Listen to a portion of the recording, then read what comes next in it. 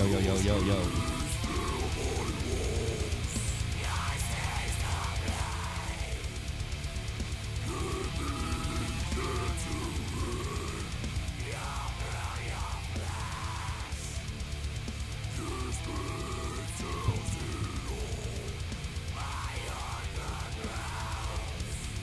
Yeah, we're running a little late. Sorry, everyone.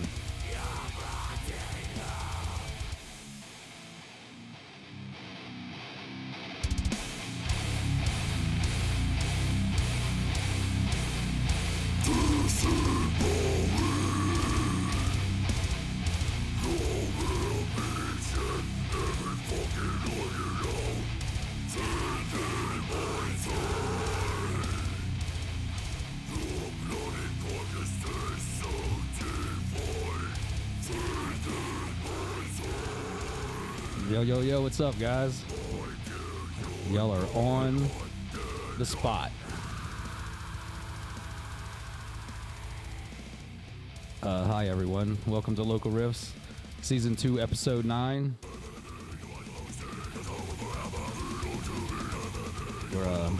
We're here with Phil. What's up? Hi. Hi. Hey, how you doing, Chuck?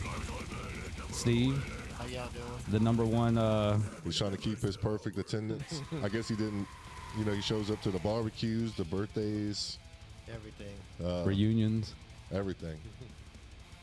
I went a day, I was constipated for 3 days, and when I finally got to go to the bathroom, my man was there. Gotta support. He was there holding my hand. Welcome, guys. Sorry we're late out there in the chat. I know we said 6:30, but Shit happens. Yeah, it's shit Wednesday. happens. It's a Wednesday. yeah, we're out here on in West Wego visiting Phil at his jam spot, at Raise the Death Toll's jam spot. How's it going tonight, guys, or this evening? It's going great, man. I'm kind of glad it started a little late. I was able to get a buzz and kill these butterflies. Finally on Local Riffs after begging for 3 years. You know, I wasn't going to hit on that subject, but since October, man, me and you have tried to get this shit together for a while, bro. Well, just imagine, I guess in life these days, just being an adult in 2023, 2024, and we got Steve here as well. How much shit has changed in anybody's life from October to March? It doesn't even feel like 6 months. You're right about that. I mean, we're in April, right? So 7 months. Yeah. Yeah, we're in April. It's it has been a while, but a lot of things has changed. A lot of things has changed with the scene, with the local riffs, with Raise the Death Toll. I mean, we've seen y'all a few times since then, but getting you, Dennis is. I'm trying, Dennis. What's Dennis saying? He's telling me to get my shit together. Brillin? Dennis Brillin? Yeah, he's on the. Oh, he's the man.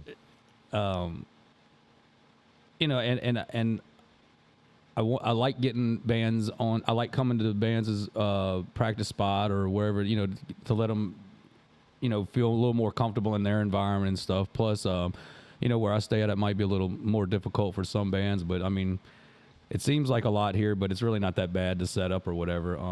Mostly just, getting out here, and for some reason, the grind of, trying to get the info from bands and seeing, what the perspective is on the scene and their music and upcoming stuff for them. Kind of go whatever lengths I can to try to get that and stuff. But yeah, it's great to be here. It's really great to finally have you on the show, Steve, in your perfect attendance to the shows. We had talked last week about you coming out and doing this, and I know you don't talk too much, but gotcha. Yeah, even to the bands. He says he's a big old fan, and he goes to a lot of shows, but he just films them. He doesn't talk. He doesn't say good shit. He doesn't say nothing. Hey, man, I like your shirt. I like your socks. You lost some weight. Yeah. He doesn't say nothing. No, I'm not a very big talker.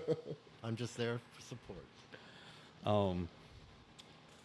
To cut right into it, we was talking a little bit about your past music experiences with bands and stuff, Phil, when we was chatting at Siberia the other night. Kind of let us in on what got you into music, and I'll kind of elaborate a little bit on what I think about the band and what I hear Yeah, and we get Steve's perspective too. Yeah, of course. Yeah. Well, I guess do we go around and say our ages? Can we do that? This is Phil. He's. Well, no. So I'm sure the conversation will like put you in a time frame of What was crazy is I guess just from a work perspective, first off, I work with a bunch of people on the boats.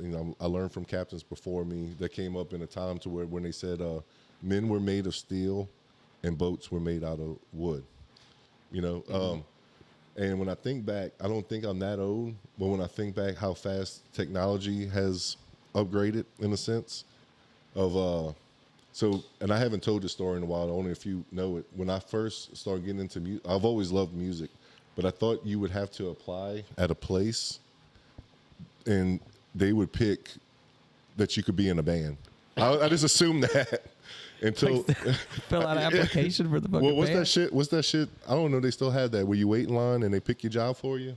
Oh, like a What's that shit called? like a labor finder or something like that. Man, or- I thought it had a different name. Temp service. Huh? Yeah, or unemployment. office, Yes. yeah. And I thought that's how you just figured it out. And I was like, damn, I guess I just like music. I'm not old enough to be in a band. That's a job, I always assumed. And then, hanging out with a bunch of friends, we had a guy that said, man, my cousin, he is a guitar player for a band. Y'all want to come out? He was helping promote it, this and that. And I was like, damn, he's like big. He's like, no, man, he works at Pizza Hut. But when he's not working at Pizza Hut, he's in a band. And when we was talking about it earlier, so this guy was the guitar player from a band called Organized Hostility. And, man, we went, and it was Organized Hostility, Skin Crawl, and Demise. Never been to nothing like it. Prior to that, my first ever concert in the world is I used to be big into ICP and St. Clown Posse. And Cottonmouth Kings came. And that opening band was Linkin Park before they even had a deal. It was Linkin Park, Rehab, Funk Junkies, Cottonmouth Kings. Funk Junkies? Holy shit, man. I haven't heard that name in a long time. That was the first time I seen people open the pit up and tell them to rush in the middle. But, so no, we went to this local concert, and I'm like, wait, so this dude works at Pizza Hut? Come to find out, half of the band worked at Pizza Hut. And one was a drummer in a military service. I can't remember. But, man, we was just mind blown, all of us. And from there, we just started a band.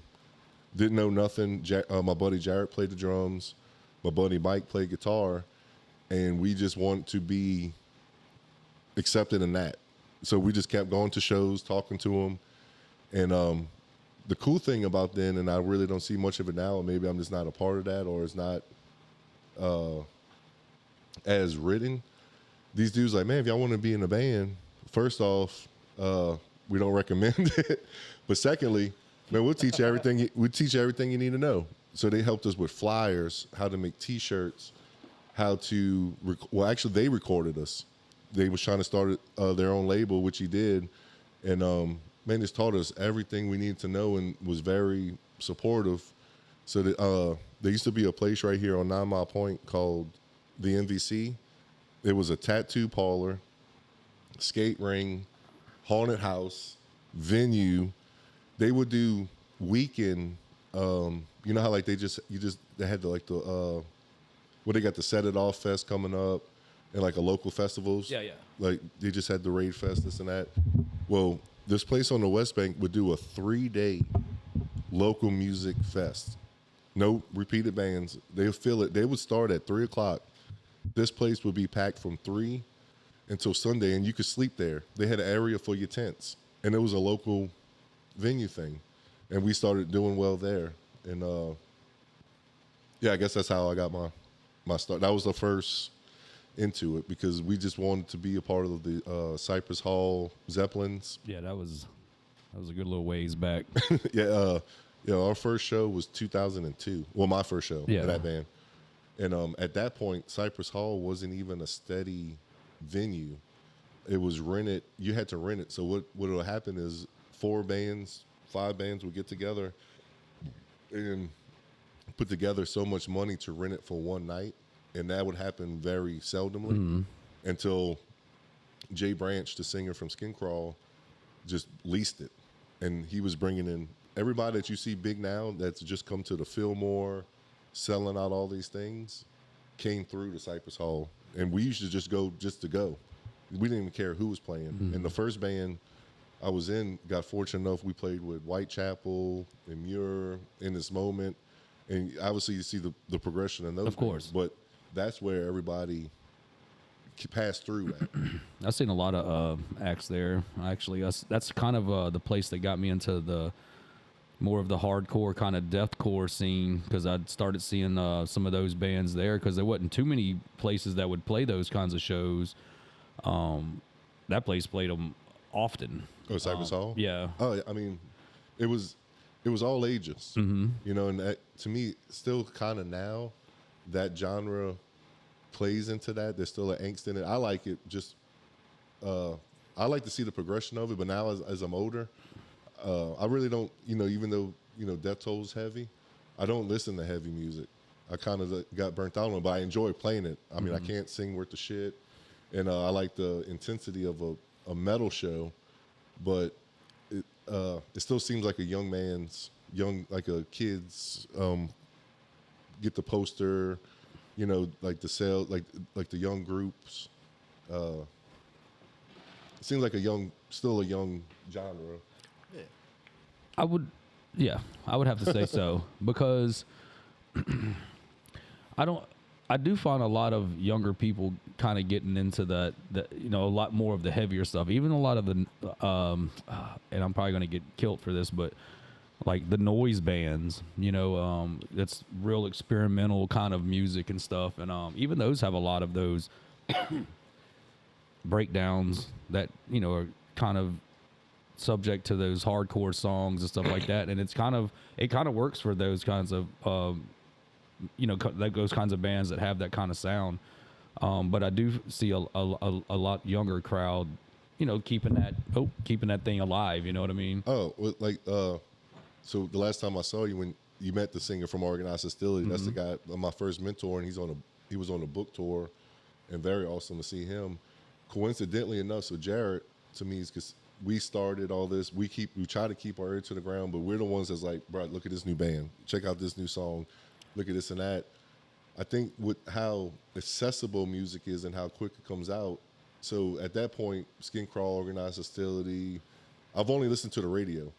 And then when I went to a local show, obviously you're not going to see that on the radio. And I started getting into like the death metal, deathcore, heavier metalcore, I guess would be, or heavier new metal, that it wasn't as accessible. Now, to where like if you get burnt out on deathcore, the accessible heaviness is still there, to where like I love the shit out of Slow Hole, but Slow Hole is a younger group, and I was talking to Jared about like where are these kids finding their inspiration from, because they were all over the place, and they're super young, they're and so Jared brought it to mind. I think about this band called The Wind in the Trees, or maybe Converge is getting bigger now. They've always been big, but people are like trying to dig into them.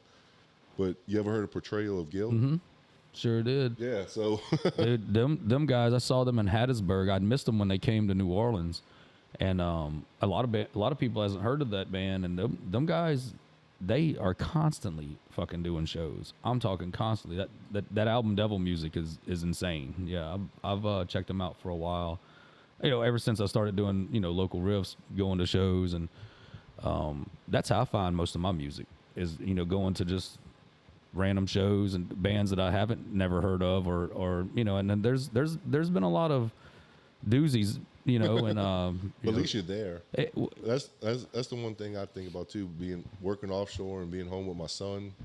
I don't get to go out as much. I was telling somebody, I almost feel hypocritical in a sense, to where I would like people to come to my shows, but I also don't have the free time or the freedom to go to everybody's shows as much as I would like. Exactly. My time at home, I like to dedicate it to my son being home. So really, I guess my path to go out is like if I was doing my own show, or somebody I absolutely couldn't miss if they was playing like a one-time thing, a CD release party. But that, to me, is how the foundation of being in the scene is, going to all of them and communicating with everybody, whether they're the singer of one band or the guy that you happen to see taking the trash out. Every conversation and leads you're right. to something. And that's sort of like how the last few times we were down in, like when we went to Babylon with the guys that paid $10 to stand in the circle. You know what I'm saying? Yeah. And they were all about the music too, but I guess it just drawed and just making just conversations by way of passage. And I've since I've been out a little more than what I have in the past, compared to last year since doing local riffs, I have seen I'll say dramatic change. Like it has gotten from barely to fucking exploding to taking a break to now it's really about to start popping off again as far as the consistency with the bands doing shows and getting new music out and stuff like that. But prior to that, with me getting out in the field, it was almost dismal for hardcore music, and heavy music. And I don't know what the problem was. I don't know if it was just because of a lack of promotion or the underground part of it, keeping it out of the spotlight. But now it's definitely, I see a lot of different stuff happening, and it's successful too. Like y'all shows, the only one I hate to say it that was quote unquote not the norm was that Lafayette show, and they had a lot of circumstances that took place that night. So yeah. Well, even that one, I always take a sense of responsibility because I'm the one that books the shows, and I don't want to say like the head of the band, but I book the shows, and usually if I book something, they put their trust in me. Mm-hmm. Like, all right, man, we following you, we're doing this, and then there was no fault in Kamikaze Zombie. They got until there was a wreck, and they were stuck on that bridge that we and I almost felt we bypassed it right at the last second, man. And I almost felt selfish in a sense because, man, that was my first time seeing them at Siberia the night before. And I felt selfish enough to where I was like, dude, I just wanted to see that one song. They played Devil's Night. Mm-hmm. I was like, I just want to see that song, bro. Whatever you got to do, I'll stay late. Just get here, play the one song. But considering we was the only band, that crowd, they still ended up being a crowd, and man, I don't know if they still charge 10, but man, we made, I guess, money-wise, more at that show than we made at one with 5 bands. That guy that runs Freetown is always awesome to us. Mm-hmm. That's a good spot, too. Yeah, man. Always polite. But I guess on the hindsight, man, don't really get to hang out with the band guys as much other than practice. We got to go to a parade. They had a parade that night, hung out. The crowd seemed to dig it, and then we sold a lot of merch. Yeah, you was there. I mean, yeah. It turned out good. I mean, you said it wasn't good crowd-wise? Well, we didn't sound good? Well, no, I'm just more like just one band, you know what I'm saying? Me personally, I was ready to see the other Lafayette band. From Misery to Malice. Yeah, from Misery to Malice. Guys, I always slaughter y'all's name, but I do know who y'all are. But it wasn't bad as a negative thing. I just was more so, I guess, what I was expecting was a blowout, you know what I'm saying, because of the lineup, and it was a very good lineup. But, I mean, considering the circumstances of people not being able to make it and, personal things, bro, y'all first of all, the little globe thing took a fucking beating.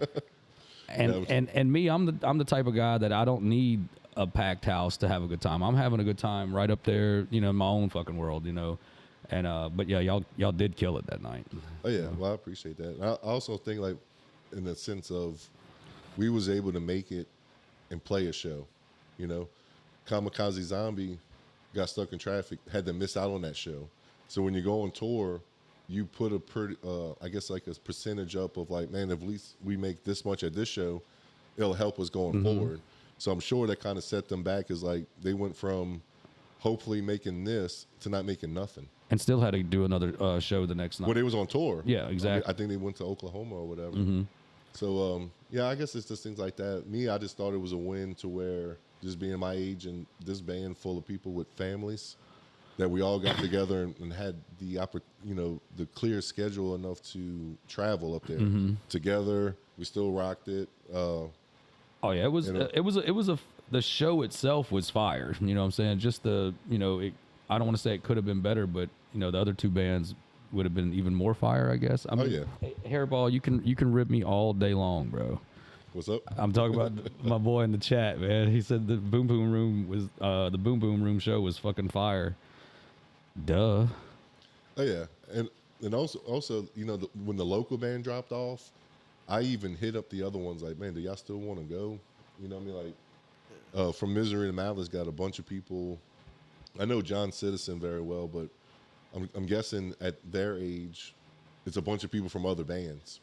You know what I mean? It's not like I miss the days when it was like all ages shows to where a bunch of kids met each other for the first time. It was like, man, you play this, I play this.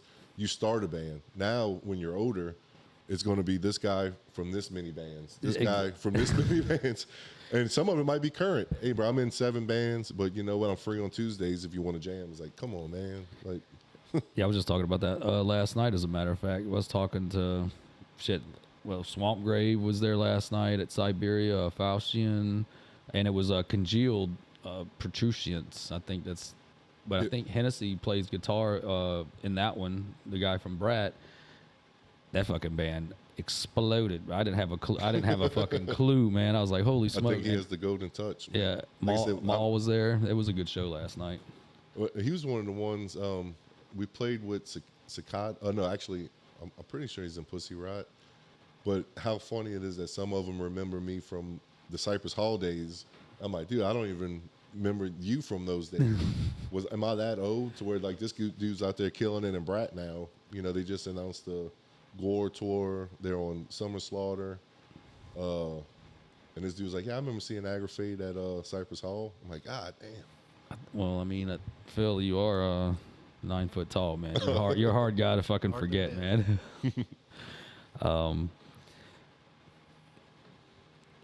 So I was gonna go to these questions. I mean, I'm just happy to be here and chatting and shit, man. Honestly, I'm glad that everything's working. It's everybody. Everybody in the chats.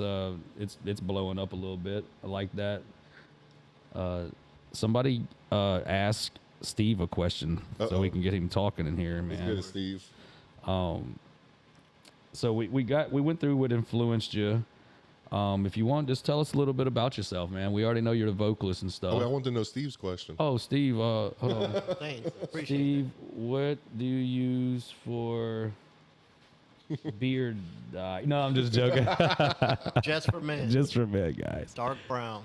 No, Steve, we go to shows often. I see you out there pretty good amount. How do you? And I met you last year, obviously at a metal show. How do you see, the metal scene or the music scene, with us going out there and hanging out and stuff from even just like you were saying since October till now, how things have changed? How have you seen it? I've seen it grown, like even before, like when I first seen y'all was right before COVID and all, and it was kind of building up, and I think COVID kind of wiped everything out the way, so I think it's starting to build back up now. See a lot of new bands, a lot of good bands, so I think it's growing. They need an all ages place out here, though. You got to have the younger kids out there to make it grow. That's one thing we're really missing. Well, and I'd agree with that. So where I guess I'll go back to what you said earlier. I've seen when we first started, there was never not a packed house. It don't matter who was playing. It was whether the band was shitty or not, but it was the all ages ones. It was kids trying their luck, earning their stripes. It was per a se. place for them to go too. Yeah. Hang out. Yeah, you would just get dropped off. So we would always get picked on, and it kind of got us brownie points, no pun intended, with what I'm about to say. But when Agrafade would play Cypress Hall, my drummer's mom would be the one to drop us off, and she would make brownies for the Cypress Hall owners and everything. And which happened to be like Skin Crawl, and later Steve-O from Pacifist, Judas Kiss took over. But now our drummer's mom used to drop us off. She'd bring brownies to the owners, and just being consistent like that. But you got to try your luck, and also, so from that, I made a post today about it. So the second band I was ever in, when I wasn't in Agrafade no more, I joined, I guess somebody called it a midlife crisis. I was an older dude with kids in high school starting a band that I met through Agrafade. The fucking midlife at high school, man? Well, I wasn't in high school. I was going to say. They were. Oh, they were. But our shows were packed because, man, the best networking you could have is kids in school. So being in the band with these kids, well, I say kids, but they were like seniors. They have the word of mouth with people in school. You know, like you're surrounded by all these people with no jobs. They probably live with their parents. Most probably live with their parents. No kids. Well, you live on the West Bank. They probably had 2 kids in high school. Not kidding. But you had the ability to go. At least one of your friends had a car or could borrow their mom's car.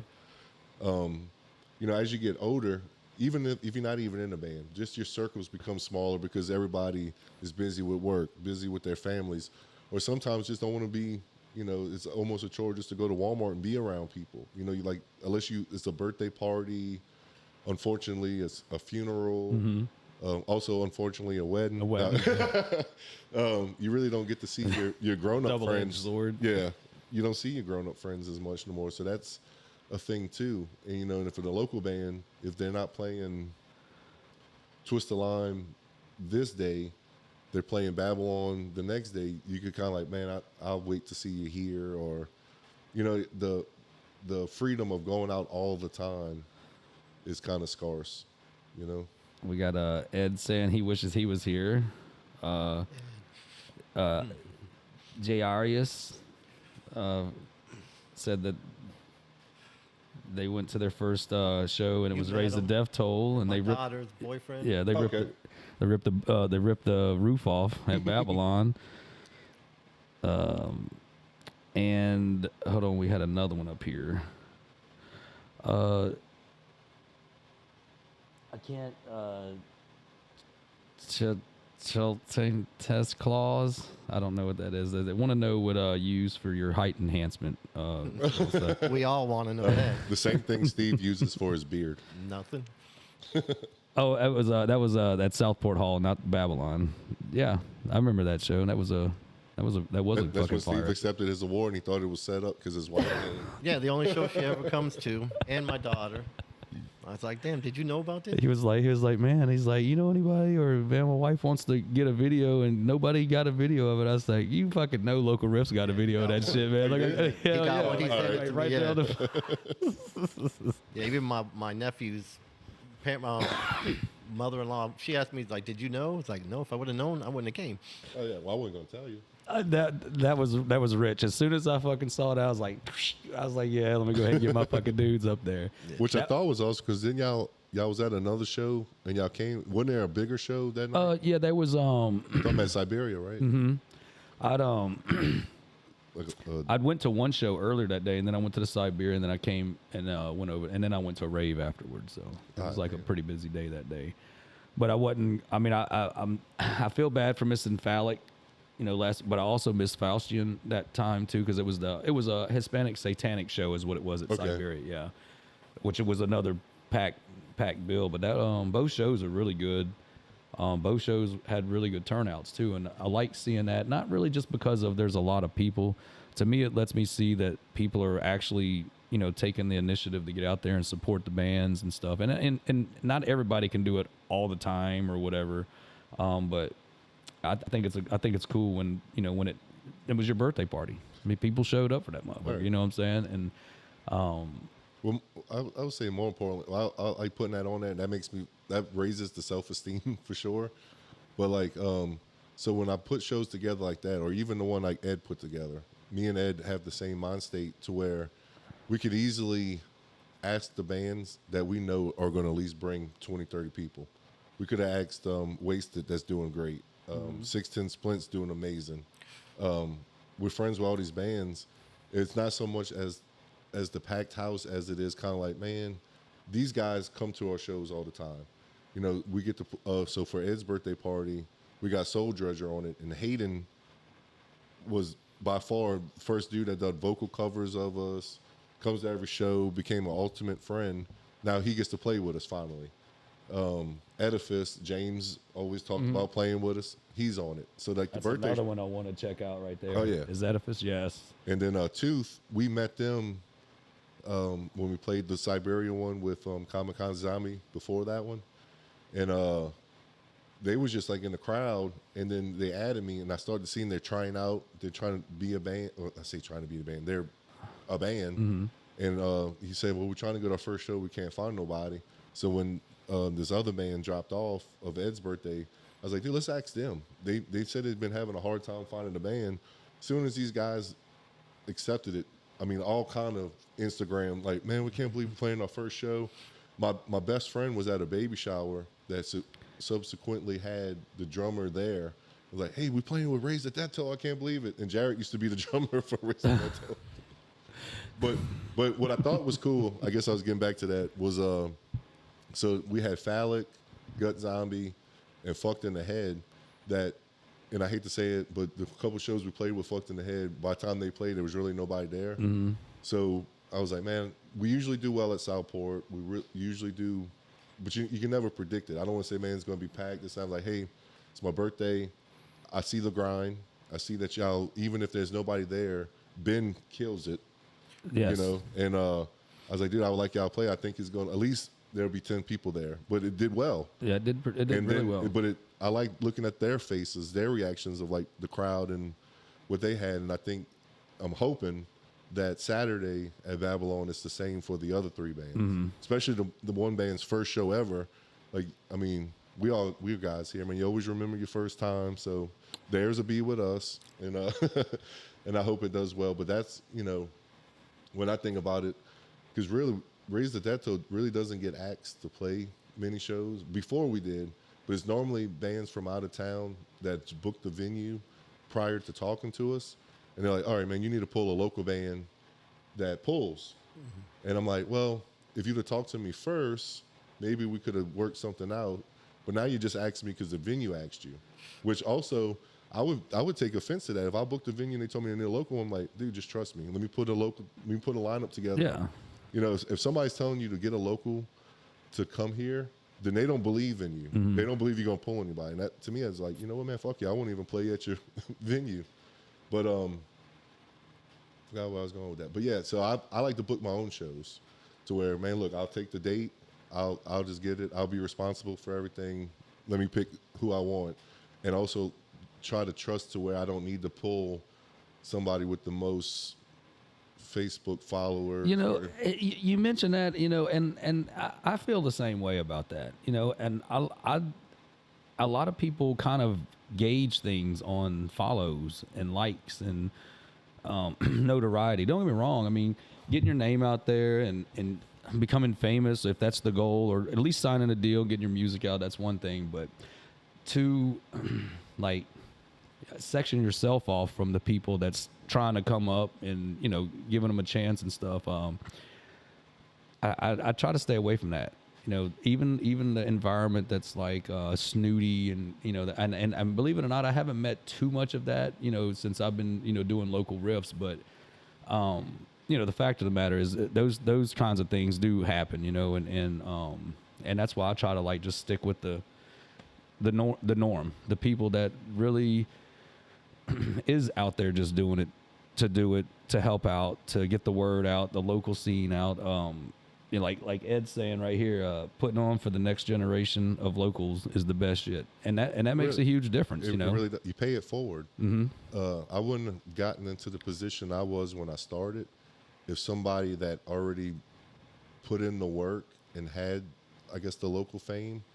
He could have just viewed everybody as competition. What somebody said. Well, it says let Billy paint your doors, brawler. I tried, man.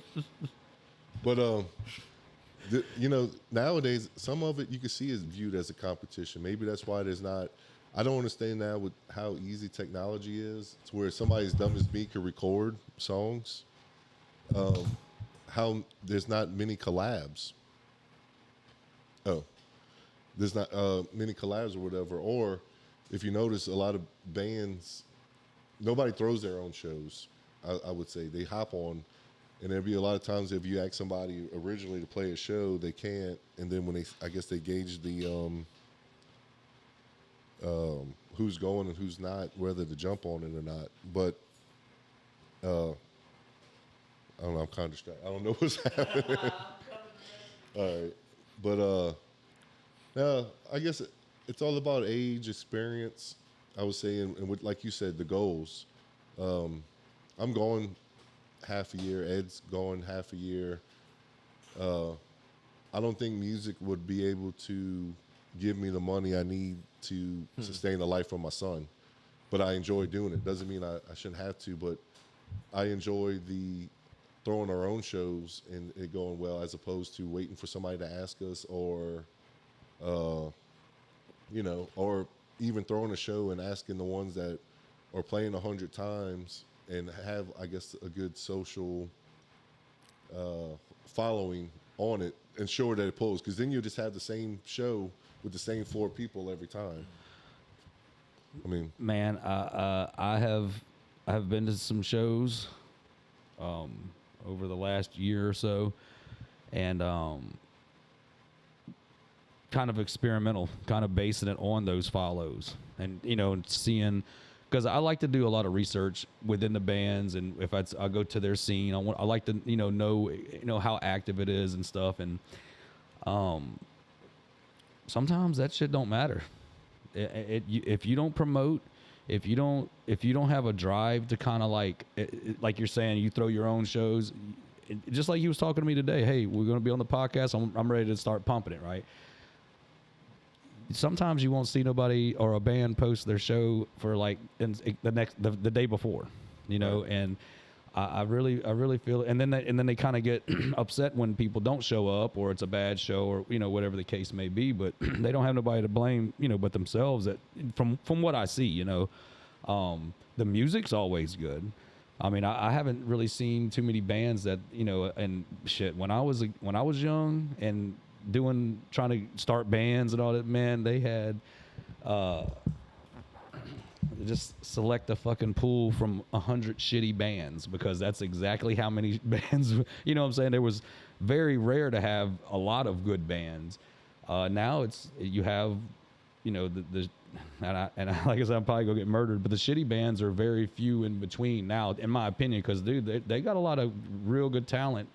Last night it was just an onslaught of talent, and I just and I think Congealed, they're not too old of a band, I don't think so. I never know with Ian's bands. So there was a point in time when It just come resurfaced out of nowhere. well, there's a time, man, I can't remember the years, but so Raise the Dead Toll went on like a definite hiatus in COVID, and then the original guitar player that wrote the first EP fell off his roof during Ida. He went up there and just fell off the roof. Me and the drummer went and finished his roof. He couldn't play anymore, and then by that January, New Year, New Me, I guess, or drummer Jarrett, who's filling in for us, thank God, at Set It Off Fest, didn't want to be in the band anymore. We was only practicing on Saturdays, and he's a conductor on the trains, and that's his family day. Okay. And family comes first. Of course. And he didn't want to do the rat race that is the scene, and it seems more rapid now, to where I'm even trying to keep up with the reels, the content, to where, man, I feel like if I don't post nothing in a few days, like, man, we just straight forgotten about. So Ed and I joined a band called Raccoon City Massacre for a minute, and not our first show, but one of the shows was with Congealed. Okay. So I forgot what year it was, but It was about a year and a half or so, 2. maybe 3. Wow. I'm trying to think when shows were coming back. Because if Ed's in the comments, maybe he could help. But I know it was at the GOAT. So for whatever year that was, that's the first time I've heard with them. Dennis is cutting up. Is if you don't promote, then don't ask me to put you on another bill. Well, it's weird with that. So like, all right, so the band we just added is Tooth. Now I'm older, and a younger kid brought it up to me because I'm more fascinated with how people meet each other and have bands, and how the hell do you have a militant practice schedule?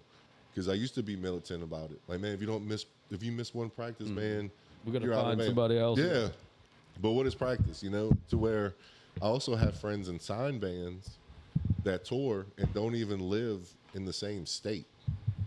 They just get together and rehearse the day before they leave. Yeah. But I saw a band at Babylon called Necromeyer, and them guys, the guitar player lives in Shreveport, Another guy lives in Alexandria. Another guy lives in Monroe. I'm like, well, how the fuck do y'all practice, man? He's like, well, we make it work some kind of way. And them motherfuckers kicked ass the other night. Like, they practice every fucking day, man. I mean, they was really killing. Necromeyer, I guess they would be from Shreveport. I think that's what I don't know where they're from. They're pretty good. Well, that's what I thought was cool about that. So, big fan of Babylon, love Rob, Captain Rob. Is letting me get away with a lot of shit there that he probably wouldn't let a lot of people get away with. Somebody asked me the other day, like, man, you're not going to jump off the bar this time. I'm like, dude, I regret jumping off the bar last time. That said, the show is at 4/20/2022. Oh, damn, only 2 years ago? We have a Coolin show, yeah. Okay. But actually, it was Kyle and Kristen asked me that. So the last time we played at Babylon, I was like, man, we play shows few and far between. I done made sandwiches in the middle of the set, and then I did a front flip off the bar and landed on this girl. Not thinking nothing of it. I'm like, oh, broke my fall. But I'm a big guy. I didn't realize I could have probably hurt this girl if I didn't. And come to find out, she's the girlfriend of the guy that plays in Totem. Okay. So we had to play with him and find this out. I'm like, dude, let me go apologize to this woman. I'm so sorry. But you would have hurt me, man. I would have been hurt. I don't want to be hurting nobody. I don't think about it. I'm that big dog that sits on your lap and doesn't realize his size. But no, I forgot what the last question was, but it was something I wanted to bring up to where, about the shows. So it all depends on if you're friends with somebody that's booking these shows. Because if you start to see when all these touring acts come, it's mainly one band every time. Somebody knows somebody. So at one point before COVID, and it's not the only reason why I hate COVID. Obviously, I hate to see people get sick and they passed away and got I guess the important part that happened.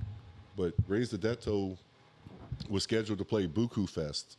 Mm-hmm. We was going to be the first heavy act, first death metal act. Just the fact that we was on it was like, I guess, raised our scene points because everybody was asking how you got on it. Yeah, and it's not even a heavy metal not at show, all. yeah. Or a local thing. Mm-hmm. The other local band was called Video Age, which I looked up and actually enjoy. You should look them up. Video Age is awesome. But we was to go on right before Charlie XCX and Suicide Boys.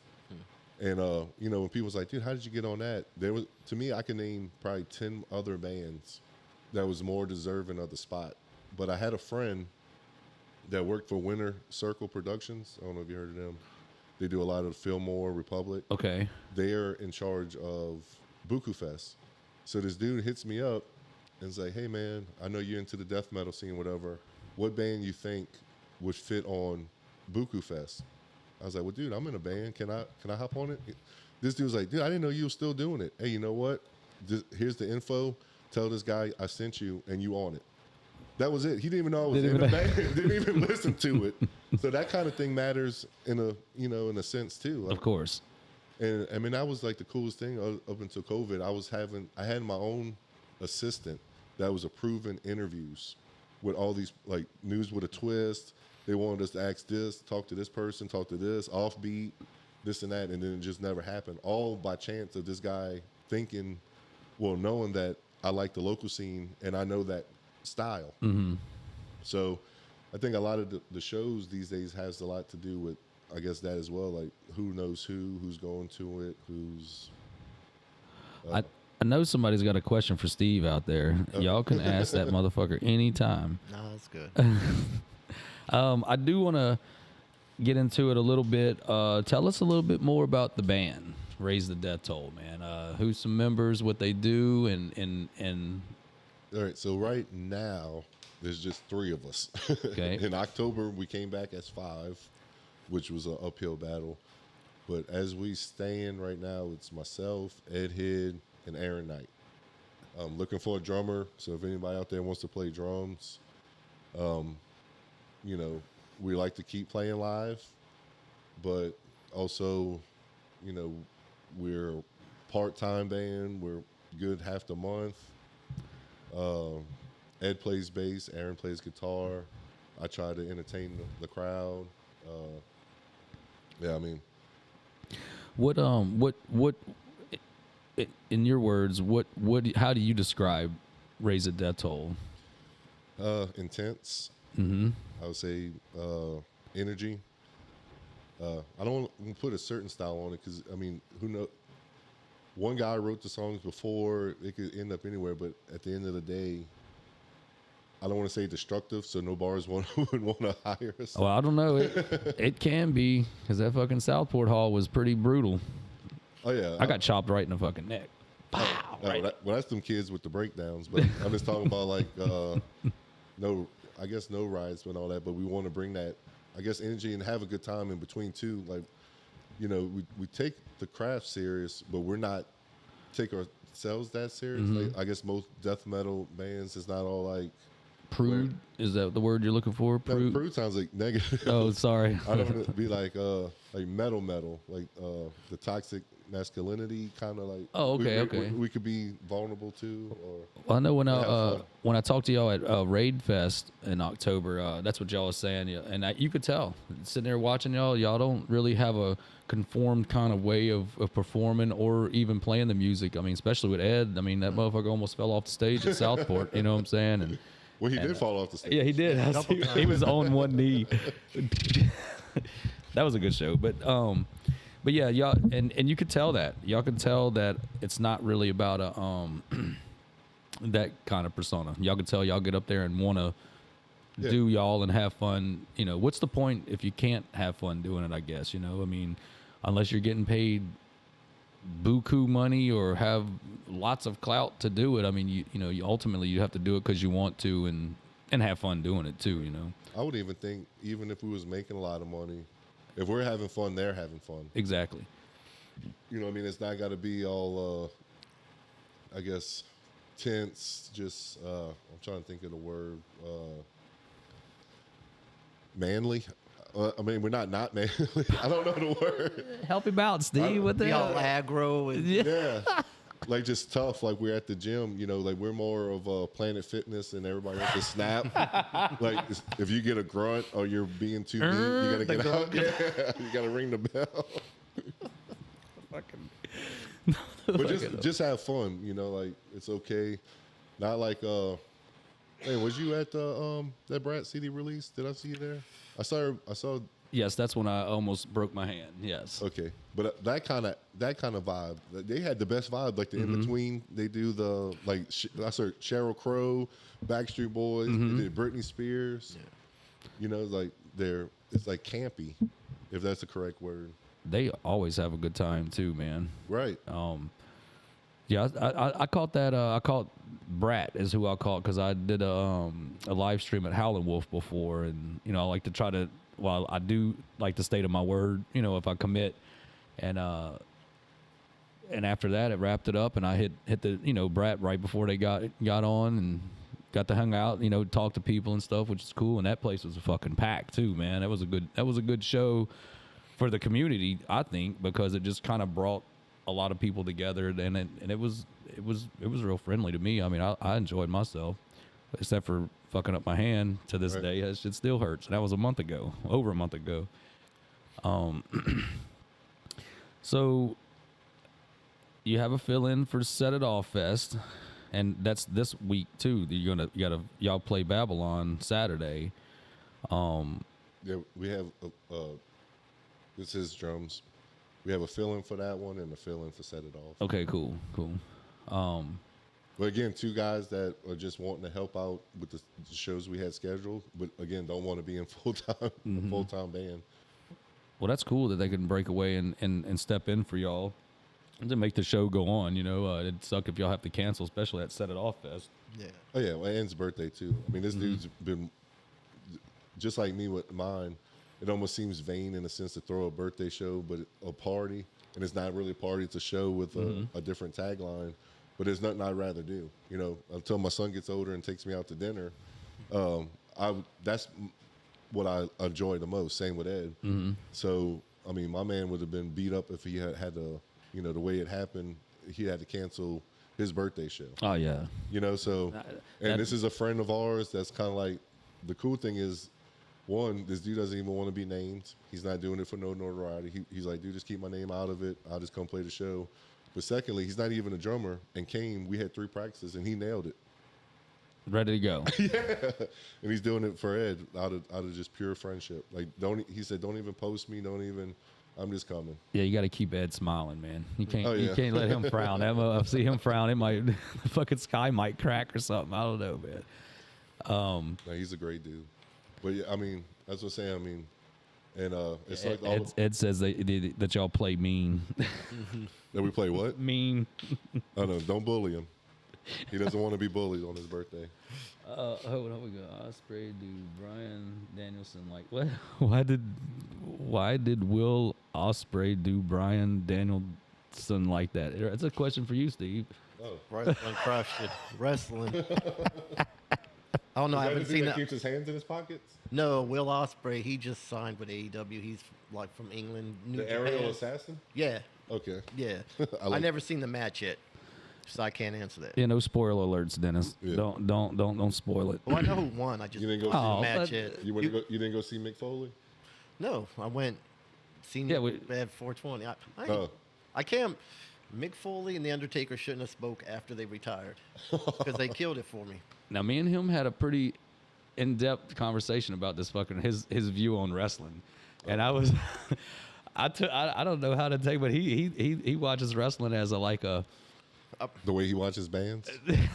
This is my three things. He's not interested in some metal, things of wrestling, but wrestling and smoke. I'm about to pull out my Sabu autograph picture over there. Oh yeah, I used to have the little. off the top rope. But yeah, I don't really watch that. like AEW. I watch a lot of independent wrestling, GCW. Just Wildcat. oh yeah, I go to Wildcat all the time. Well, I used to. I haven't been in a long time, but I enjoy it. Yeah, I like Katie Forbes. Yeah, she's with Rod Van Dam right now. So Steve knows all the fucking Steve Austin. I've been going since I was a kid. My brother was into it big time, so I'd go with him. So I've been going since I was little. Oh, yeah. There, you happy, Dennis? You got your fucking answer or what? Mind your business. I got to go to 2 WrestleManias. I've been to one. It was episode. It was WrestleMania 25 is the one I went to, and it was. Damn, that wasn't here. No, it was in Houston. Oh, yeah. right. See, I went too, but I only went to all the local independent shows. I didn't do WrestleMania. Yeah, I was at the one when Hulk Hogan kept saying the Silver Dome when he was at the Superdome. Super. Yeah. I saw the Undertaker. It was the Undertaker and Shawn Michaels match. That was a good match. Yeah, we had the little floor seats, and I was slapping them when they coming down the aisle. I was like, yeah. Wait, on the ass? On the ass, on the head, on the fucking. Go up on stage on the fucking ring and make it worth it. Nah, that was a total experience for me. I'd never been to a wrestling match or anything like that before, and it was fucking great. Kid Rock performed at the halftime show or whatever they got at WrestleMania. I don't know, but it was pretty cool. And then I think I stopped watching wrestling altogether after that. So, but After the Attitude Era? you're right. I think it might have been. It's just always been a part of my life, so I still watch it. Oh, I get it. And my homie, he's hardcore into it. Is it New Jack is that guy? Oh, we got Hacksaw Jim Thuggin.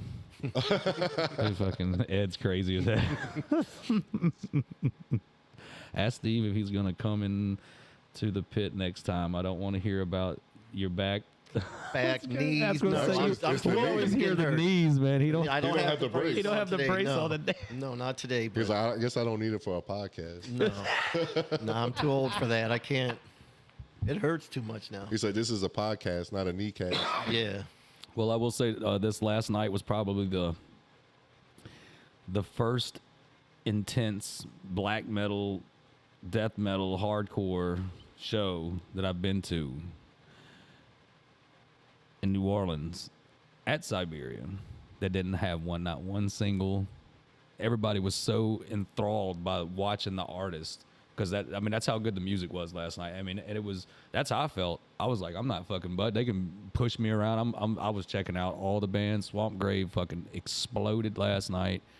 No, Swamp Grave is amazing. I said first time I saw him was at the Brat show, and I'm like, man, that's like I don't know how to word it, but kind of like that old school death metal is making its comeback, but the death metal without the blast beats. Exactly. But like the groove parts of it, and they have it all right, like in the right spots. and then the singer just wearing the vest with no shirt, just killing everybody. It's borderline beatdown too. Like it's got that death right up to the edge before it's about to just, it's about to hit the fan. But yeah, they bring it home. That was a good show last night. Like I said, everybody was just super interested in listening to the music and watching the performance and stuff. And I thought it was great. Going to a show like that, it really wasn't too huge of a crowd, but it was just the vibe. Everybody was just there to hang out. It was Tuesday night. I mean, you can't really expect too much out of people, but it was. I had a blast not moshing, honestly, and I like to mosh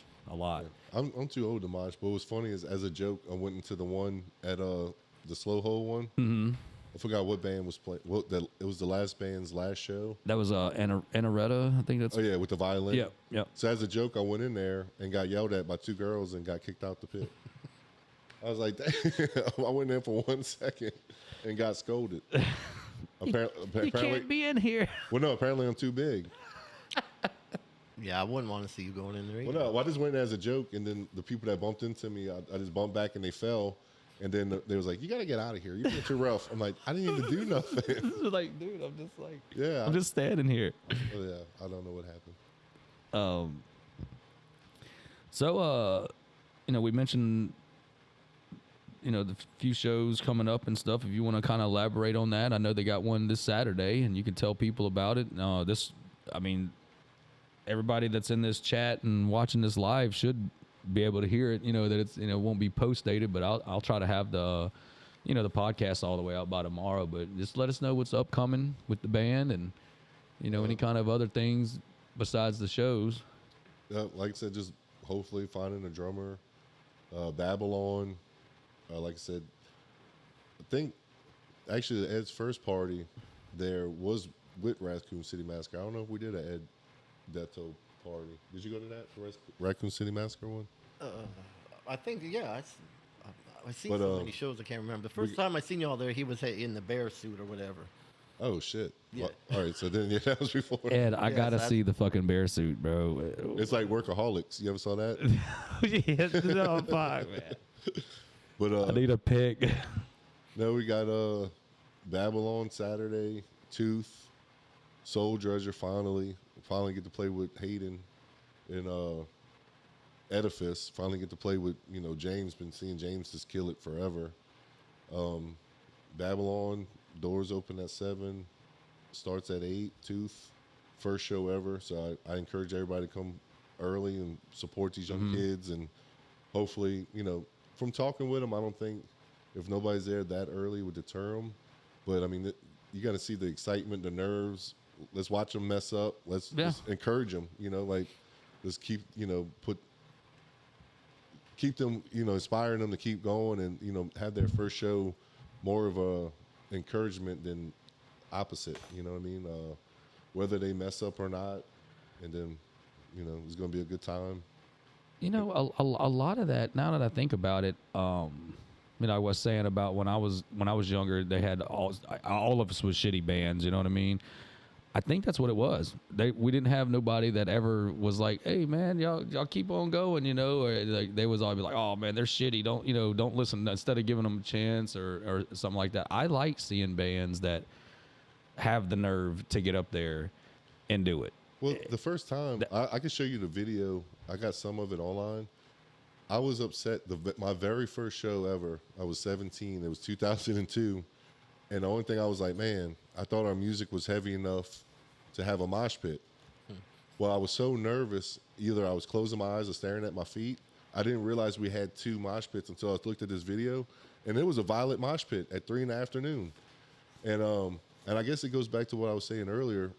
So now if this young band hits up a venue, they're going to look at their social medias. They're new. They're not going to have all the likes and that. They don't even have music up. They have enough songs right now to play live, but haven't recorded yet. You need all these things to play. Where's the place where you could just go out and get your feet wet and learn from what you can do better, what not to do, or just fuck it, just have a good time. That was the all ages venue to where you would always put these kids first because they were people at your shows all the time. And from what I've seen, that Tooth band, I saw them at the Brat show, I saw them at the Kamikaze show.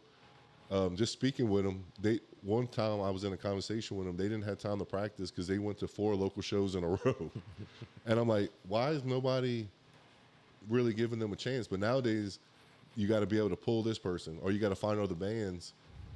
How you going to be being a new band hitting up these, I guess, bands? And I don't want to say egotistical or whatever, because that would be putting up, allegedly speaking. But who's going to put these young kids on these shows? Like most times, like, hey, you pull, I'm gonna do a show with you. You pull, I'm gonna do a show with you. Why not help out the ones that are paying to come see you and give them a shot? And I really don't realize why none of these venues don't do an artist development kind of thing, to where, like, man, if you take this band in and you start developing them and helping them build a crowd, then you got a bar band for life. You know what I mean? To where, all right, I don't help this band get its following. Now, if you don't have a band on a certain night, and you need one, hey, I helped you, you helped me, scratch each other's back. But nobody's taking these chances these days. It's either you're going to pull me in a bunch of people that's going to buy drinks, or it's nothing.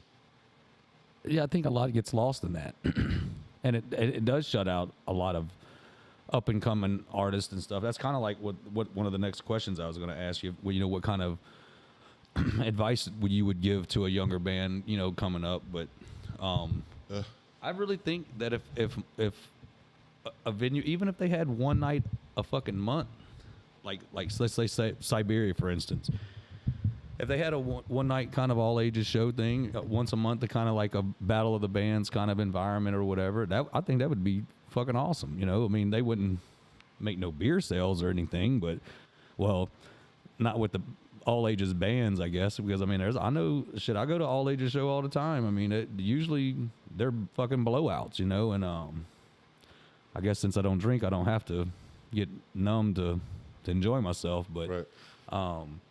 I think they do need something like that.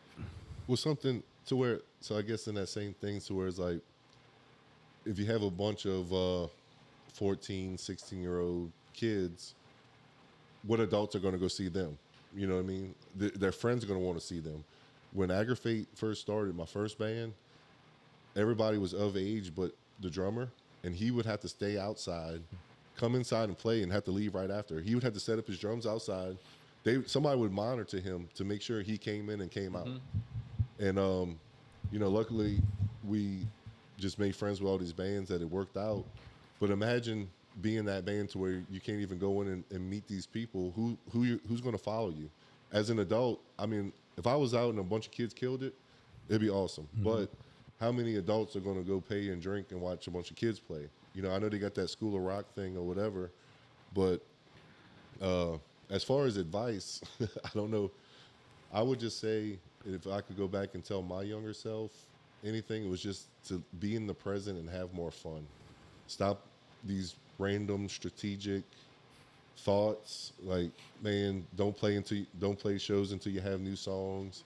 Don't hold on to a song for 3 months until you have this promo. Or perfectly mix and master. Yeah. Just throw that. Yeah. Just throw it out there, man. Somebody could die. Somebody could quit. Write the music. Put it out. Have fun. That's what I call it, remastering. If you ever want to get it back out there. And I agree with you. I think a lot of bands sit on stuff for the perfect moment.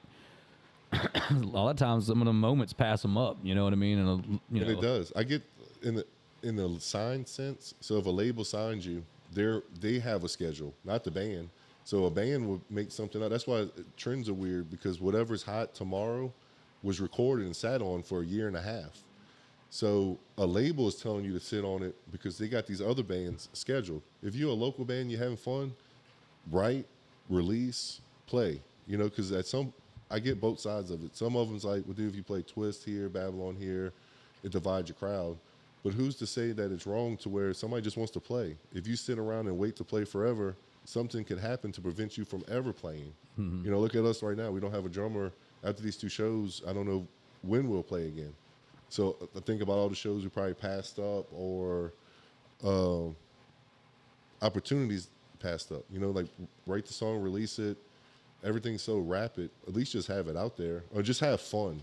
Like, don't take it so serious. And have a backup plan, have a real job. Yeah, it's like Dennis was talking. He just said, you know, with that opportunity, it's like a job, you know, that you need a job or something and you don't have the experience for it, so nobody wants to give you the fucking chance to get out there and do it. So. And then how do you get the chance? Exactly. How do you get the experience if nobody wants to count you in? Yeah, I mean, our first show ever, we got denied 2 or 3 times, and I'm talking about my first ever band. And the only one that accepted us was a 3:00 slot at the MVC, and from there, it just escalated because somebody gave us a chance. Mm-hmm. So I still tried to pay that forward, like this Tooth band. They're gonna have a chance. Hopefully, a lot of people see them. Maybe the other bands will hook up. You know, I thought the same thing with Fucked in the Head, which granted they get a lot of chances. They play it all the time, but every time I saw them, it didn't seem like they was on the right bill in the right spot, I guess. But yeah, and in all ages places you could find that. But nowadays, it seems like the venues are more into who could sell drinks, because some venues book so much, unless the band makes their own flyer, there's never an appropriate flyer or the booking. So if the band ain't booking and the venue is just filling a slot, like, hey man, I got this little spot filled here for Saturday, and the band is just thinking like, all right, I guess the promoter's going to promote, and the promoter's hoping the band's going to promote, then nobody promotes, then you just have a shit show. If nobody, shit show, yeah. Literally. Unless a lot of people want to get drunk that fucking night, you know. So. And then it's the regulars, but are they there for the band? Or do you want just people in there, or do you want people engaged with what you're doing? Or you know. Well, I think sitting here talking with you and even chatting with you the other night, because we were talking some pretty good stuff out there outside of Siberia, and you know, concerning all of this stuff we're talking about now. I think that, you know, you coming up, you know, from 2002 and y'all starting and you get inspired by just people helping y'all that was in bands and you know, of their age, in their age slot or whatever, and y'all getting started. And we think we was talking about some kind of like a lineage to where newer bands just trying to get in because it's the thing to do, compared to newer bands that have experience and, you know, not really, I ain't even gonna say talented, like over talented, just people that have that drive to put music out there. I can tell the difference between I don't want to say the quality of music, because they got some fire ass talent out there that it's all they did was sit in their room and play guitar or drums, and you know, when they get into a band, it's kind of a whole different fucking feel for it. And that ain't even to mention doing shows, but seeing, I guess, the dedication from y'all, you know, seeing y'all over the past few months, you know, multiple times, it just seems like it's an easy grind. And I think it has something to go back to where y'all enjoying yourselves with doing it, instead of it making it seem like y'all have to do it, or all that shit that you got to worry about, making sure who's, you know, watching. And don't get me wrong, promoting yourselves and, you know, getting the word out's one thing, but even then you still have fun with it. I mean, I've seen some of the stuff that you've posted. Some of that shit's ridiculous. Well, but it's cool though, because it's part of, you know, how I see y'all as a band, you know. It really fits. So it's not a chore. I enjoy the promotion. I enjoy promoting others. I enjoy the writing process, and like I said, I guess it comes with age, this and that. I remember being young and almost feeling like Allen Iverson, to like, bro, we arguing about practice, but now at my age, and I guess things I've seen, dealt with, to me, a victory of everybody making the time to come to practice and have fun at practice and not feeling like a chore is just much as a victory of playing a sold-out venue, you know, or just everybody agreeing to, man, we're going to show up and do this on this day, is just much as a win as playing a spot with a bunch of people, you know. But nowadays, man, if just Steve shows up, we're good. But hey, I'm gonna be right behind Steve. You fuck around and just miss one motherfucker. Now I gotta be. He didn't even want to be here without you. I can't let you be here, you know. But no, I guess it just comes. I mean, because even at a local level, I was, I mean, Set It Off is sold out. So this would be in my lifetime, a second sold out show. But I done played shows to 500 to 600 people, to driving to Dallas and the bar not even knowing there's a show on, and told us that we could still play while they stack up inventory. Man, And we still played. I've run into some shows here recently. They were like, "Dude, we just found out there was a show here tonight." I'm like, "What? I'm already set up, man. What you mean, man?" With the guy you met that was on the book tour, he started his own record label, which the first album I ever did was on his little record label. And he booked a tour with all the bands on his record label, and took us in. Like I said, we was just that young, dumb band. But because of him, we went to Dallas, Denver, Tulsa, and Kansas. And, they took us and we went on that tour. But Dallas didn't even know they had a show. And we just played anyway. Hold on, I gotta end this. Sorry guys, I'm in the live on Instagram. I just want to get a little shot of these lugs, big lugs in here. Hi guys. Hey, what's up? Hold on, let me end this. See y'all later. Not on the YouTube though. So we'll be wrapping it up shortly, I guess. I have to ask this question, and I'll ask both of y'all. What is y'all's favorite pizza toppings? Pizza toppings? Pizza toppings. Toppings. Toppings. I had one more than you. Does it only have to be one? Topping, whatever you like on your pizza. My favorite one, I guess, of all time would be the fiery Hawaiian from Domino's. It's the pineapple ham. I think it has jalapenos and then red peppers. Dalton, I know you're not in the chat, but we have another pineapple guy on pizza. In this motherfucker. If I can get Well, that's my favorite one. It's out the ordinary. My son will eat pepperoni pizza all day. all day. I took him to the mall for the first time, and my man looked at this dude in the face at the food court and said, "Your pizza sucks." They had diced pepperoni. It wasn't circle. Oh yeah. He's like, "Dad, that's not pepperoni." I'm like, "It is." And he's like, "Hold on, you suck." I was like, "Oh." Steve, what you think, Just man? regular meat pizza. That's pepperoni, ham. Sausage, all that good stuff. All the stuff that's good for you. I'm a pepperoni guy. Oh, here we go. Hold on. As a former pizza maker, never put pineapple on pizza. That's had chicken and claws. I don't know who that is. Please tell us who you are. Please mention Chaos hosting. Oh yeah, oh man, I can't believe Can't I forgot forget about that. So Chris Chaos is hosting it. You know Chaos? At the Ed's party. Yeah. Yep. Yeah, he's hosting it. He was on 92.3. He's man, why I can't goddamn remember the thing. Maybe Ed will tell us. He's got this new thing, some murder mystery on the street. I don't know why that's the thing. I know I'm way wrong. But this dude's probably one of Help him out, Ed. this dude's one of the dopest dudes out there.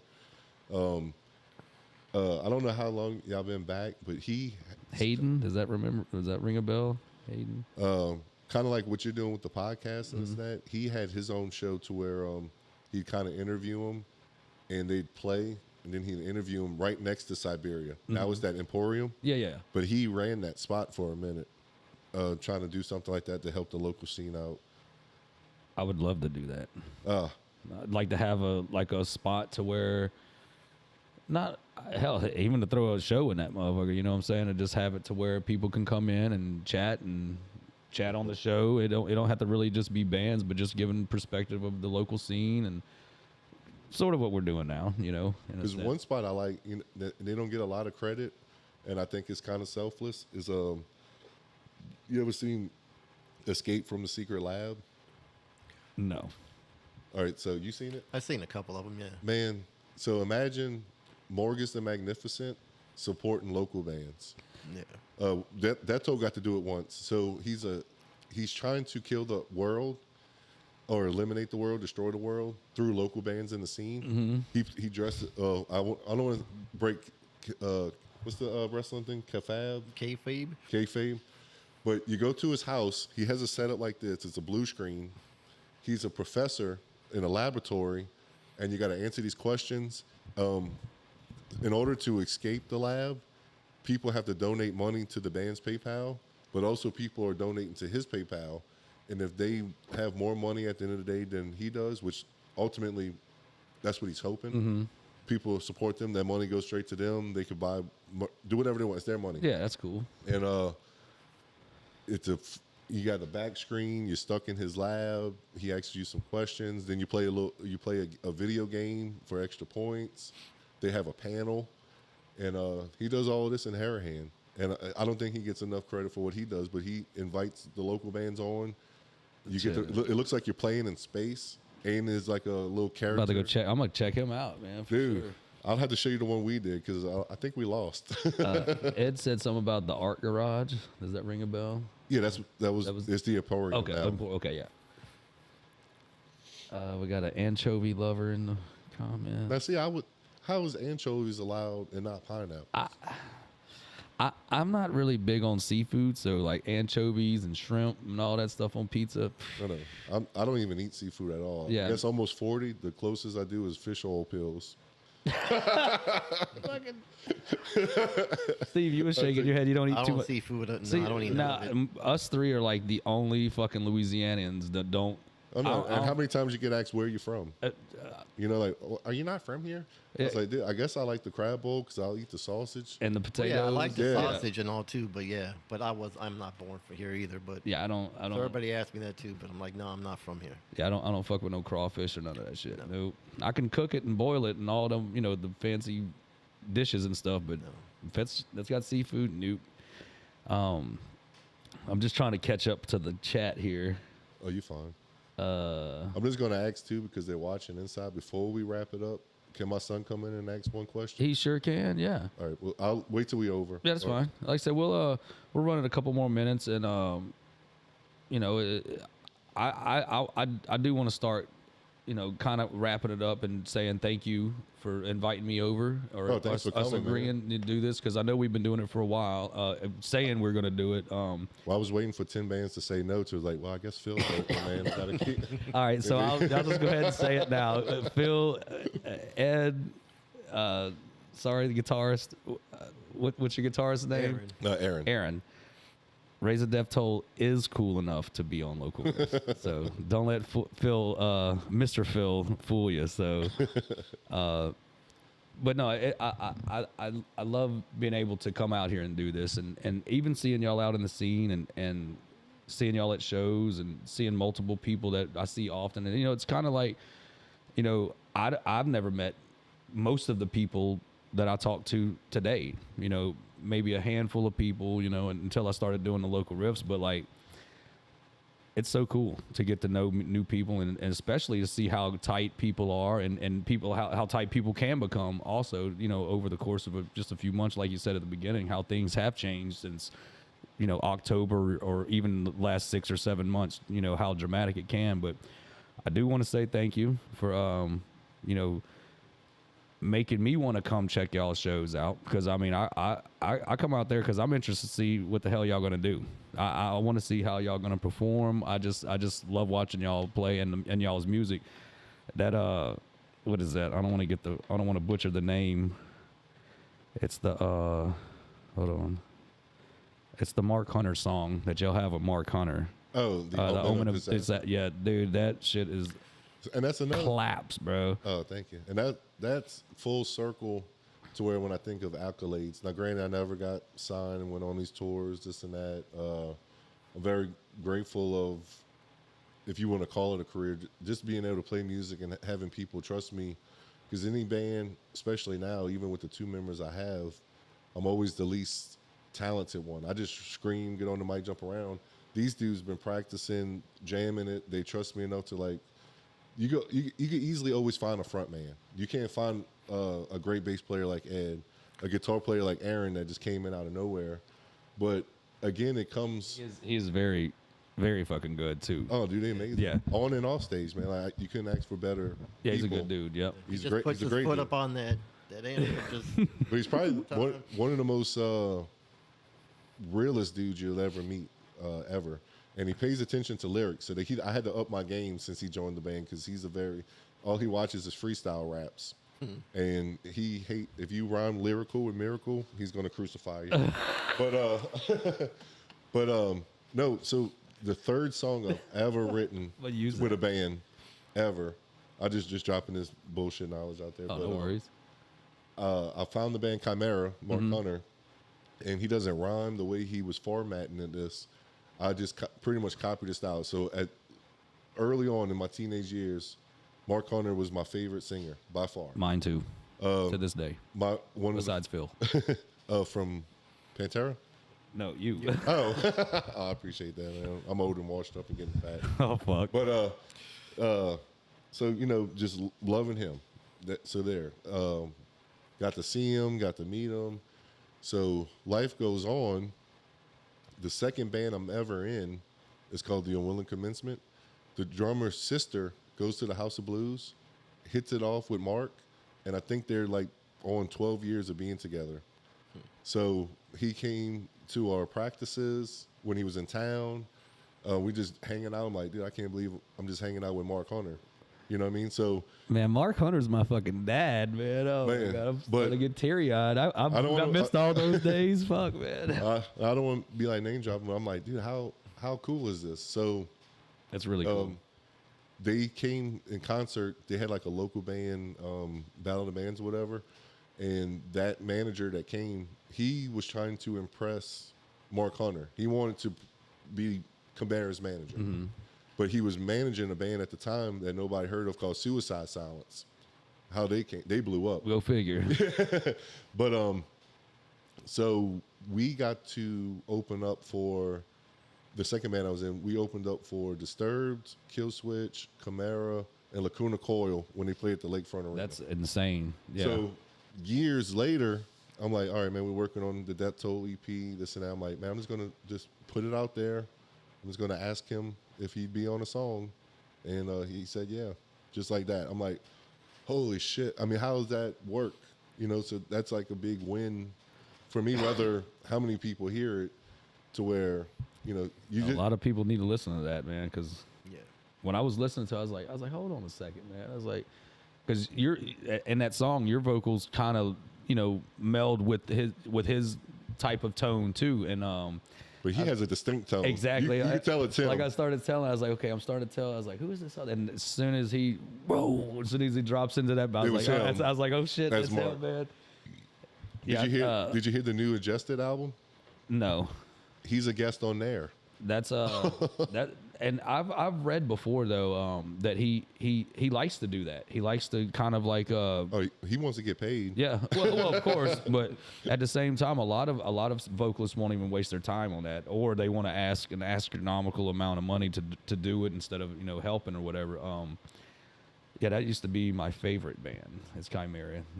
Mine too. But he tells me all the time. It's been a minute since I talked to him, but I wish they would have stayed on that pass out of existence phase. Me too. I was like, but the way he worded it was, so many bands was trying to, I guess the group of it was like with the new metal, even though that was new metal, but that was a different new metal. That kind of reminded me of New Orleans new metal. Like if I showed you the three bands that the first concert I ever went to, it would be considered new metal, but it was an aggressive one. It wasn't. What they have? They had that Dehumanizing Process or something like that. They had an album before Pass Out of Existence. Had like the song Gag on it.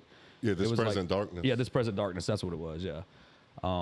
So if you notice, I'll show you the lyrics, or I don't know if you watched the lyric video. Me and him agreed to write the song about Evil Dead, and then he came out of nowhere and said, "Hey man, actually, I just wrote these lyrics about some feelings I've been feeling." I'm like, all right. So all my lyrics is a tribute to Love and Chimera. I use song titles. The Omen of Disaster is Chimera. Mm-hmm. Chimera was considered the Omen of Disaster. So everything I say is either lyrics of his that I liked or song titles. Because I didn't know what to do. I'm like, well, dude, I didn't feel the same shit you did. I guess I'll just show you how much I love you with these lyrics. That's the only guitar lessons I ever took was from Rob Arnold. Well, via Skype and stuff. Yeah, he produced the track. Rob did. Yeah. That dude's a fucking animal, bro. He's I had to pay for that too. yeah. He's probably you gotta give the dudes his loot, man. Man, I had to pay both. But hey, either way, the song that got done was, I don't know how much it cost, but it sounds great. It's definitely had to been worth it, especially just living a kind of like a fulfillment of having Mark Hunter on the fucking song. You know what I mean? Yeah, I would have paid way more. It's not as much as anybody would think. One of the highlights for me and the drummer that we had at the time, Jarrett, was we lived and died by the PRP. You ever went there? No. It was this website to where right when I guess websites were websites, and that was the only place we could find our music news. And it's still a music site now, even though I guess you could just look at it on Facebook, whatever. But before social media, if we wanted to know when a CD was coming out, who was guesting on what, we'd go to the PRP.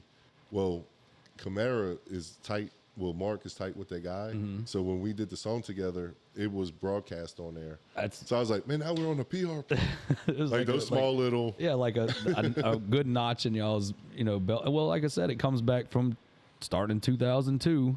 What was the journey up to this point? And like I said, sounds like y'all made some pretty good moves and stuff as far as from your career in music. Oh yeah, I wouldn't call it a career. I think I've lost more thousands than I've gained. But it goes back to where with the advice you said, just have fun, accept every accolade. It doesn't have to be Facebook followers, because if you look, so a lot of people I know, so with Death Toll, I was grinding. So if you look at our followers, there are bands signed doing way more on record labels with way less followers than Death Toll has.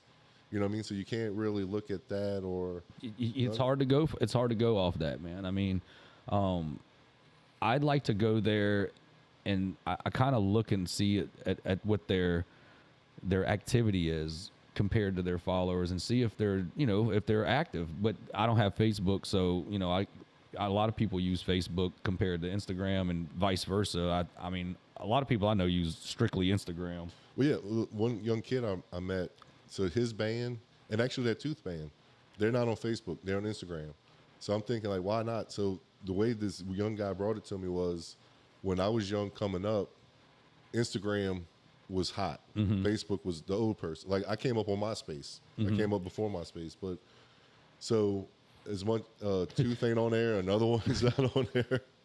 Chat rooms. That's all it was back when I was young. I was on AIM with the ASL. Like, hey, age, sex, location. But, they didn't have no fucking. No, but I never had Friendster. I don't know that one. But Facebook to me at first was only people in college. But everybody had even MySpace at first. I didn't know how to put the band on there. My first thing with the band, we couldn't afford a .com, so it was aggravate.cjb.net, and it had a bunch of ads, and we tried to. Most of us was like, dude, how does this work on the web TV? Before we could afford a computer. Exactly. Well, Steve, you want to close out with anything, man? I mean, you can just tell us what I'd just like to let you know that I like the fact that y'all play with different bands, different style bands. Like, when was it last year, his birthday at Babylon, whatever, y'all play with Pyres? Oh yeah, but that's his. Well, favorite yeah, band. but y'all play with The different Pyres style kicks bands, ass. so I always find a lot of different bands through y'all, and I enjoy it. They did that at your birthday at Southport. They had Phallic would probably been the closest if you wanted to genre categorize, but that was a good mixed bill, honestly. yeah. That's And y'all like I said, always do different. I liked, and that's what I'm saying. That's what I like about us as a group, to where we don't chase the numbers. It'd be easy to cash in on friendships, to where like we know the bands that are doing great and pulling numbers, but it's also kind of like, man, if we're gonna throw the show, we know at least Steve's coming. Let Steve see some new bands. Yeah, Let's give some people a fighting bands now. chance. Like for that show, I went and seen Gut Zombie play at the Drifter, and they got shut off 2 songs because of a time restraint. But I was like, man, y'all need to come back. I think this show is going to do pretty well. Y'all need to come back to New Orleans and do like a show where they might have some people. And a lot of people hold Southport in high prestige, and I could get a show there because Mark likes that I like the deck room more than the big room. But I'm like, man, for our style, it's more intimate. There's less pressure trying to fill out. Exactly. And if it does pack and overflow, you got a super fucking deck right there beside the damn the room. You know what I mean? Well, yeah, well, to me, the drinks are going to cost and taste the same. Same Whether either way. Yep. it's just cheaper to run shows on there, but everybody wants that stage. And it's like, man, I just like the parking. The parking's amazing over there. Yeah, you don't have to park 3 blocks away and walk through the encampments. Yeah, that's what I heard. It's going to be crazy. I've never been to the Mid-City Ballroom yet, but they said parking is awful. And then you're having a sold out event. So I don't know how that's going to. I think I heard somebody said that things got like a 250 cap, so it's probably going to be pretty packed. Oh yeah, it's sold out. Yeah, I know. I had to get my ticket probably 30 minutes after they went on pre-sale. I'm not missing that fucking, and I'm going to a rave after that back to New Orleans. So going to what at the Metro. So, but I'm definitely hitting that, set it off. And like I said, I'm glad that thing sold. I'm glad because now, you know, people can relax a little bit on promoting and pumping and pushing. And I was wondering how, I was talking to Garrett that put it together. I was like, man, now that it's sold out, do we not talk about it more? Do you not have to share it? Garrett, I will be talking about it and posting some more about it. Well, I was too. talking about it, but like, what do you do? Is the job done? Like, you just show up? I mean, man, if I got to post a story a different color with a different band for each one of them motherfuckers, I want people to know that y'all are missing it. Y'all are missing it. Yeah. Well, there, I guess once it happens, but like, you know, you promote the show and people come, no more people can come. So what do? You just chill until and the pressure's on. I mean, yeah, they even dropped some extra tickets out there for a little while too to I guess to give a little more, you know, opportunity for people to come, and them they fucking sold out like I don't even think it was an hour or two. Yeah, it was like 50 extra tickets or something they put back up. They were gone instantly. And like I said, that's another opportunity I'm grateful for. We've been knowing Garrett forever. There's so many other bands he could have asked instead of us. And, you know, I feel like we've got a good spot. We're on the bill. You know, one of my new favorite bands that I realized wasn't even on there is Muscle. You ever see their promos? Oh, yeah. Man, them dudes are having an awesome time. Dude, I went there. Well, we was there last Friday. Babylon. Yeah, Babylon. Oh, yeah, that's another thing I thought was cool. I don't think there was no local band, and that place looked packed. Who was it? Absalom? That's who you went and saw because you missed them the last Absalom time. kind of cleared out a little bit, but Muscle had a good crowd out there. Oh, yeah. But that promo, when they were sitting at the bar and the dude smoked them. the other guy used it as dip. Those are the guys from Necromire. Those two guys, yeah. Oh, okay. I thought that was just Muscle. Muscle. Chris Gaines. Gaines is the singer. Yeah. Shout out Muscle. Y'all motherfuckers rock. And I won Mosh Ball. Fucking. You'd have been proud of me, Mr. Phil. You won Mosh Ball? I sure the fuck so did. There was a real game. I didn't see that. Yeah, it was definitely a fucking real game. They just threw a football out there, and whoever ended up with it at the end won a shirt. Oh, shit. All right.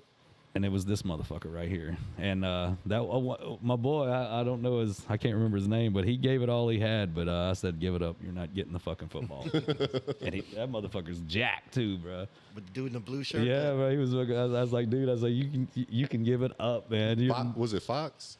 Was it Fox? I think. Drew Fox. I got his name in my thing.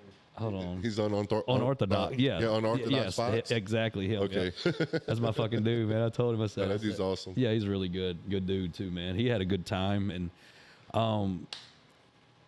we keep getting it blowed. I think we got Pyro City Media. He's usually in there filming and stuff. Oh shit! Well, I meant to bring him up too. So yeah, he said he's gonna immortalize Ed's birthday at Babylon. Well, what I like about him, his name's Adam. Come to find out, we're in the same little circle. He lives on the West Bank.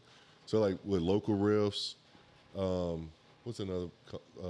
I guess now Dead Sad, Not Real Radio used to do it at one point. So you only see like bands promoting bands like that. Every now and again, you see a different kind of medium come in and do this things selflessly, no charge, no whatever, free promo, this and that. Well, Adam with Pyro City is man, this dude's got like Oh, he is. Man, 30. You ever watch his videos? Fuck yeah! And I'll be seeing him all the time. I talked to him the last time he was running down his rig and stuff. I thought I had something fucking. I was like, Yeah. golly, man. But his goal is kind of like, man, he's moved over here, seen all these great bands, and he wants to help the world see these bands, and that's his medium. You know what I mean? But he's not charging nothing. Of course, he'll take donations, so please give this guy donations. He's talking with him today. I like these conversations because only me and a few people could really have these conversations with the music, this and that.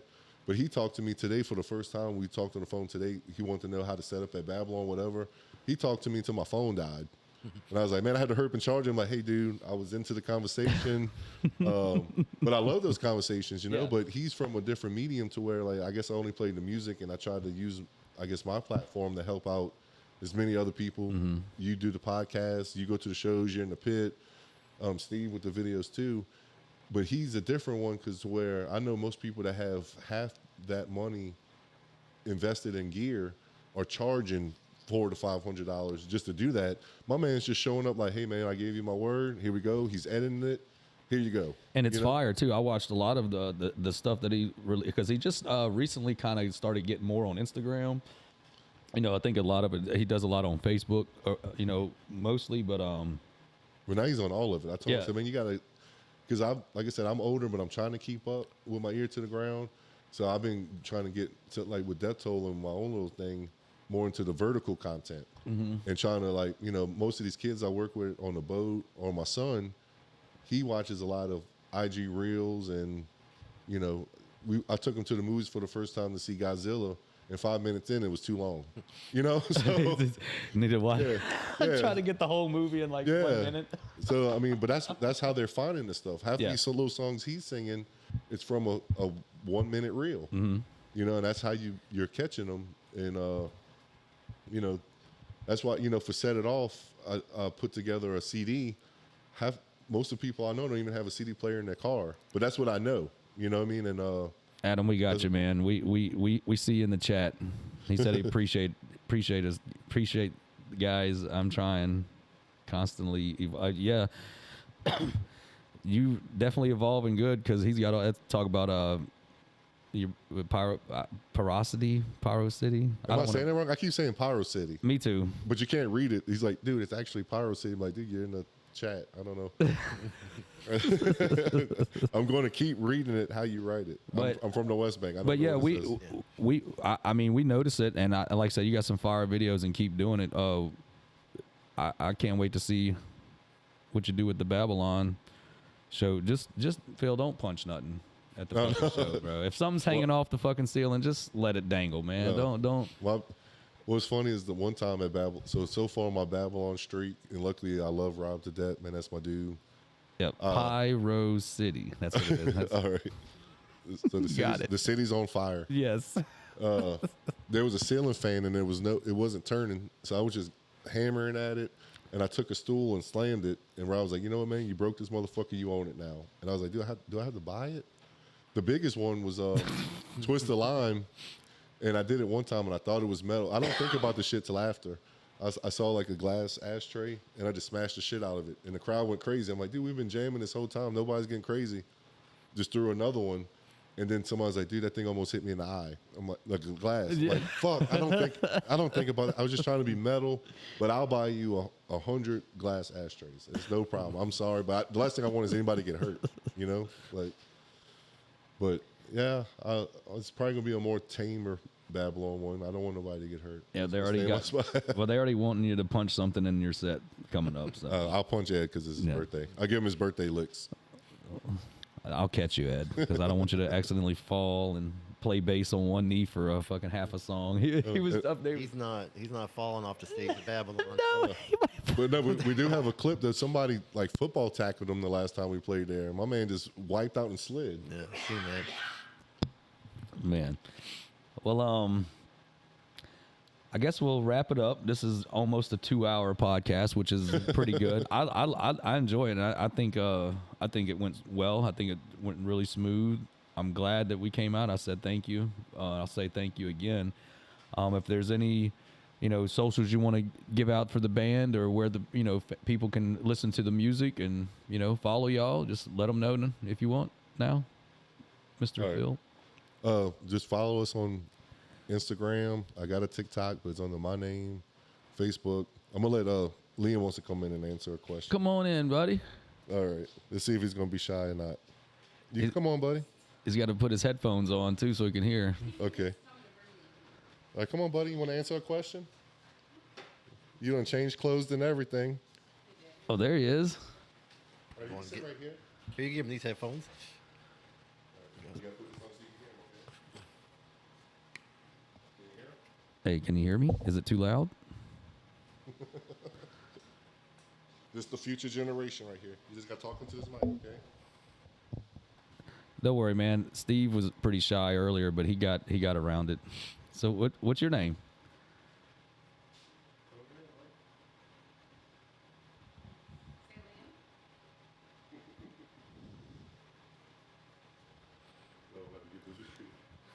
It's all right. Hi. Shoot, he's got the cool chair, man. You want to be on a podcast? Let us answer. Just say, what's your favorite game? What's your favorite game?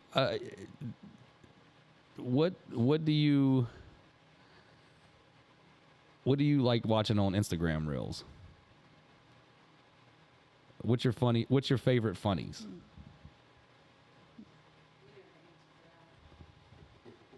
Hmm? You want to be on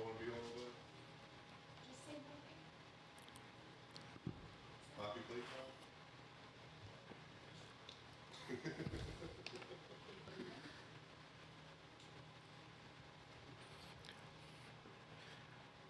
You found somebody who talked more than me. What did you want to tell Dad? He was upset that you said you were killing butterflies. Whoa. And so after So I'm not explaining him, nervous. yeah. You're on YouTube right now. Everybody's seeing you, buddy, with your new shirt. Let's see that shirt. Jurassic. Chance. Tell me your TikTok name so they can follow you. It's Liam Sorensen. Just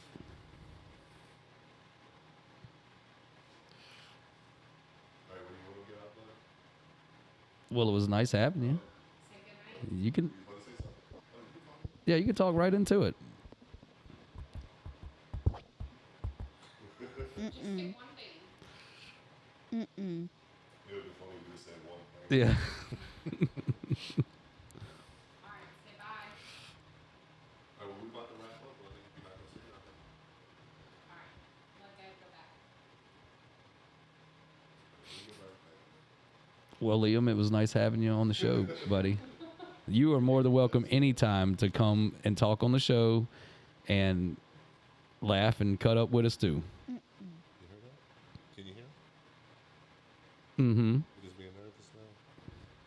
Don't worry, I'm nervous every single second that we do this. That's fine. You can talk. You should have heard me earlier. I was beating it all around. Look. Oh, All right, let Daddy get back on. I'll say. You okay? You okay?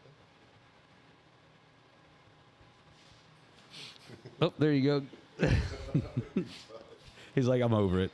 It was way. I appreciate that. Oh, no worries at all, man. Say something. He sound like Steve over here. Yeah, I know. Is everything still live? Yeah, oh yeah.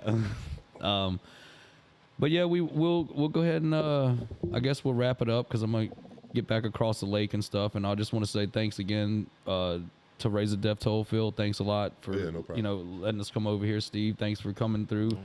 You didn't want to mess up your award.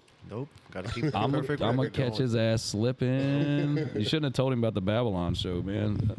I think he probably already knew. Yeah, he Oh, I probably- already knew. Yeah. I think he was telling me about it loud. He's like, yeah, man, next Saturday. But well, everybody in the chat, thank you. The chat has been blowing up. And for all the people that watch the live stream, y'all can tune in probably tomorrow and check out the podcast on Spotify also. Yeah, if there's anything else you want to say, man, we're about to cut it off. And Oh no, thank you. If Yep. anybody's watching this and I have any street cred or whatever, continue to follow things like local riffs and Pyro City and everybody else that's doing their due diligence to help promote bands that aren't in bands. You know, like just not just bands promoting themselves and the bands they happen to play with, but there's a lot of things that makes this scene go around. Is not just the bands, you know, also the venues, the sound guys, the light guys, the door guys. Of course, first and foremost, people like Steve that, you know, come to the shows and support local music when people only, you know, you see those crowds at the Fillmore and House of Blues and all these videos. Like, dude, there's the local scene of bands that probably just do entertain you just as much as these guys would. You know what I mean? But they only go out to the bigger shows, or there's a scene underneath this. And that's why these venues are closing down, or lack of venues, or lack of bands wanting to keep going. If that's, you know. well, I think that I think just keeping it going, like you're saying, and being perpetual with it. I think at some point it can be very big, especially in our area, and who knows where that can lead to for the bands and other people that's involved with it too. So, but yeah, thanks again everybody in the chat. Thanks for people for watching the live stream. Thanks Phil. Thanks Steve for being on the show. This has been Brian with Local Riffs. Peace. Later. Damn, you got to be on a podcast? You little weirdo. He was practicing what he was gonna say.